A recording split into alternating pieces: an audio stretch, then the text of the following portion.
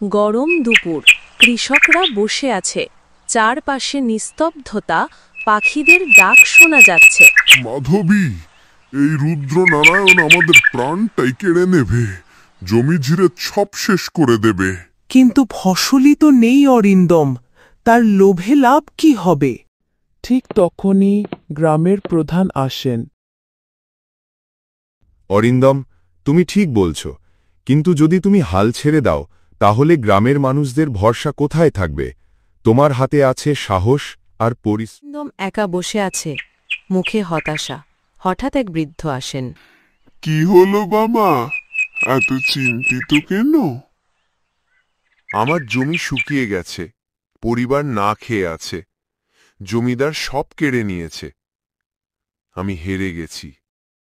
হার মানে সেই যার কাছে কিছুই থাকে না। তুমি কৃষক, তোমার হাতে পৃথিবী বদলানোর ক্ষমতা আছে। তিনি 3টি ছোট্ট বীজ এগিয়ে দেন। নাও, এগুলো খেতে পুঁতে দাও।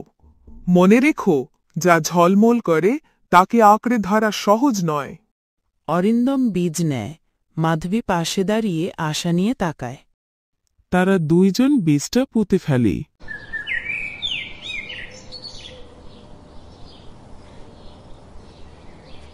ফেটে গাছ গজাচ্ছে, আর গাছগুলো ঝলমল করছে তারার মতো। এই যেন আকাশের নক্ষত্র মাটিতে নেমে এসেছে। গ্রামবাসী দৌড়ে আসে, সবাই অবাক হয়ে তাকায়। এটা তো চমৎকার, হয়তো ঈশ্বরের দান। কিন্তু একজন গুন্ডা দৌড়ে খবর দেয় জমিদারকে। রুদ্রনারায়ণ লোকজন নিয়ে আসে, চোখে লোভ। এই জমি, এই গাছ সবই আমার। না, এই জমি আমার রক্ত ঘামে সেচা, এগুলোর ওপর আপনার কোনো অধিকার নেই। গরিবের কি আবার অধিকার থাকে? আজ থেকে সব আমার। সে গুন্ডাদের গাছ তুলে ফেলতে আদেশ দেয়। গ্রামবাসী ভয়ে পিছিয়ে যায়। ঝলমলে আলো, মহেন্দ্র সাধু উপস্থিত।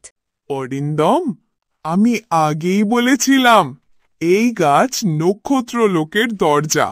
এখন তোমার সময় এসেছে। গাছ থেকে আলো বেড়ে হওয়ায় মাটিতে এক বিশাল দরজা খুলে যায়। সততা আর সাহস থাকলেই এর ভেতরে প্রবেশ করা যাবে। অরিন্দম সাহস নিয়ে ভেতরে ঢোকে। আশ্চর্য জগৎ, মাঝখানে আলো ঝলমলে পুকুর, পুকুরের পাশে এক বিশাল রক্ষক দাঁড়িয়ে। কে তুমি?